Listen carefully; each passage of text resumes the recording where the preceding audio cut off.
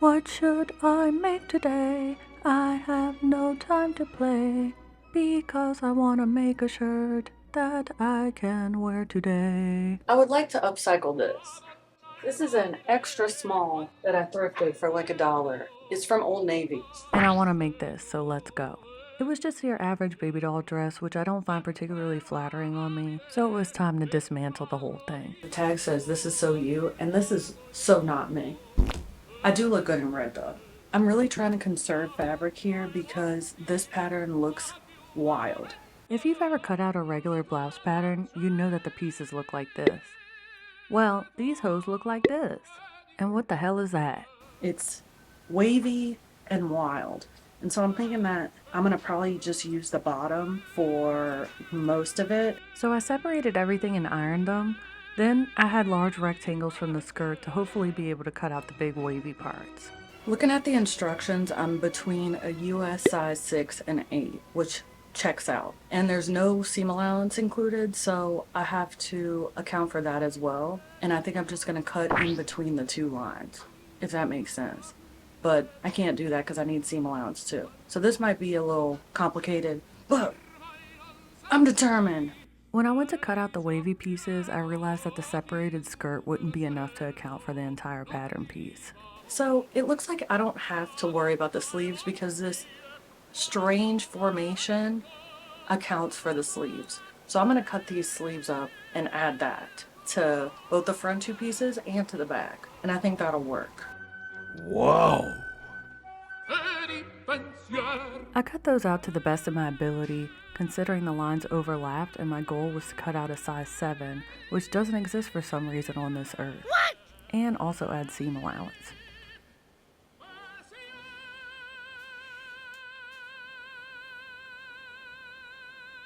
I definitely guessed on some of this because peep this part of it. Now try to follow one of these lines with your eyeballs if you can. Do you see how the pink line starts here with the white line on the left and the dotted blue line on the right? Then, when it goes around this way, the white line is on the right and the dotted blue on the left? That is why I confused the hell out of myself cutting between sizes. Also, I ended up slicing up a piece I'd already finished cutting out. Either that or I lost it. That was stressful. I really wanted to get this done today. The amount of mistakes I've made so far have caused me to want to have a partial meltdown. Bonk. This is supposed to be fun, not stressful.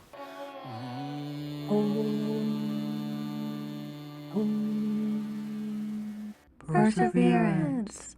I put the darts in, and now I have. This is so confusing. Ooh. The only reason I know what part is what, probably from here on out, is because I know where the boob is. See how pointy? I think it's this. I keep hearing people say, if you can't cook, it's because you can't follow directions. And with Wendy said the same thing in a video I watched of hers today. And I'm trying so hard to follow the directions in order, but I just want to overlock everything at once. Like, don't tell me to overlock something after I already stitched it down.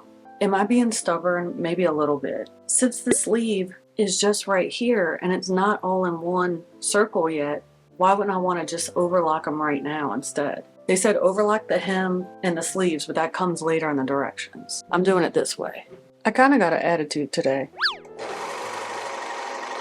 Actually, maybe not, because my dumbass can't tell which is the sleeve and which isn't. Look at the shape of this.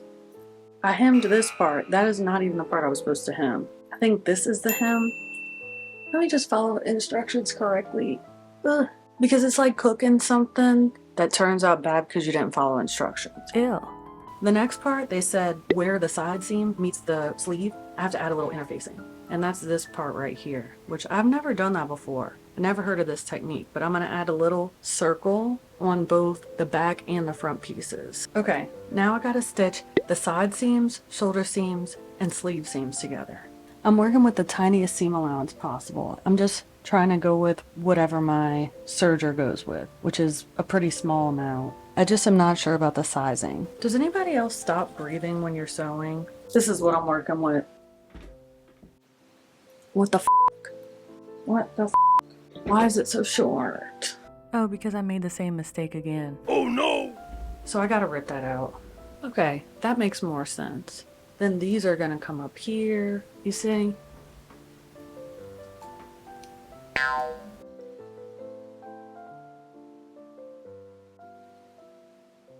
I'm not finishing that today.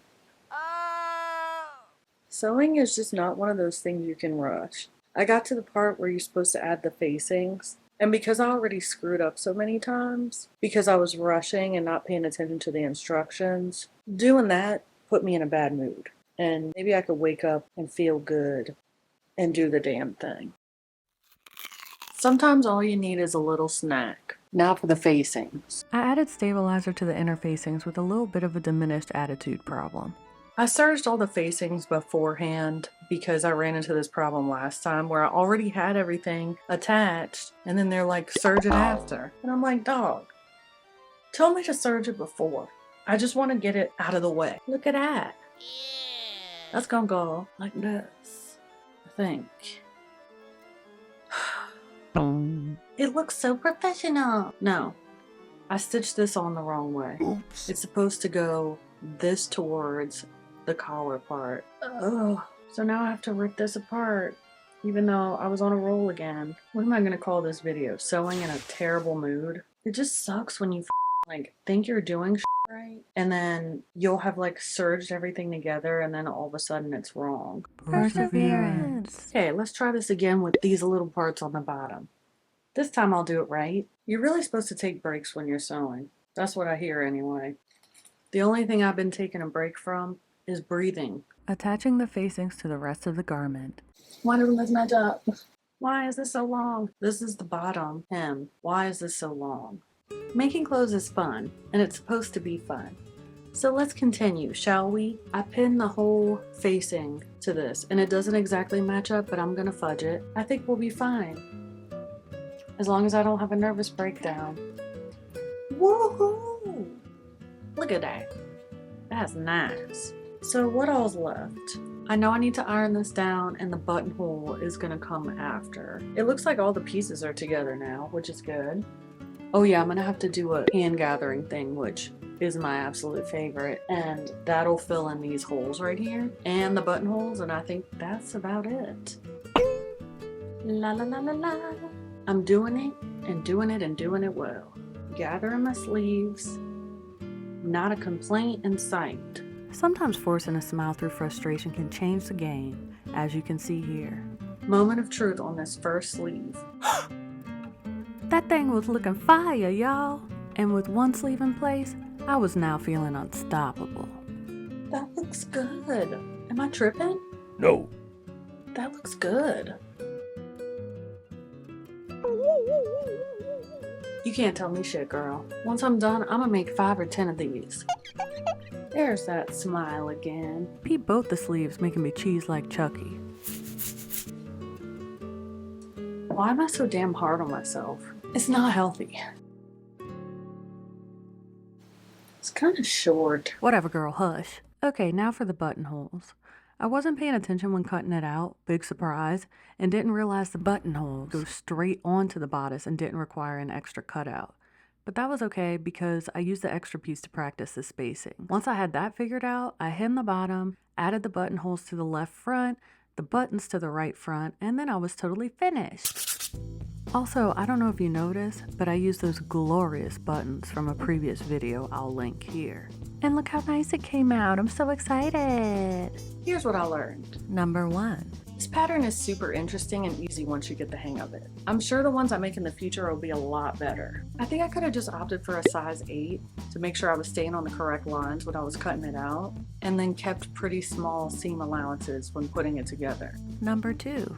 This pattern could be longer. While I do love a crop top, I think it could just be about an inch more on the bottom here. So now when I make any new ones, I know that this part is where I'm gonna add the extra length. Number 3. Just follow the damn instructions, girl. I'm usually trying to save time by overlocking everything at once, but in reality, that tends to screw me over every time. I usually try to do that because I have a really small sewing room and I have to run back and forth from the sewing room to the living room to iron, and it's kind of a pain in the ass. But it's best not to do that because... Number 4. Take your time, man. Realistically, I could have gotten this done within a few hours, but sometimes that's just not possible when you're learning a new pattern. But in the end though, I love this pattern, and if you're new to sewing, it's not that hard. I will be making more of these for myself and my friends, and we can all match. So that's about it. If you like this video, please hook your girl up with a like or a subscribe. It really means a lot for my small channel, which I'm trying to get to 1,000 subscribers before the end of the year. If you have any suggestions for future patterns to sew, please leave me a comment and let me know of any cool ones, because I would love to check them out. My next video, I'm hoping to try one of these bad boys. Yeah. And sew something on the go. This should be interesting. And as always, thanks for watching, and I'll see you soon.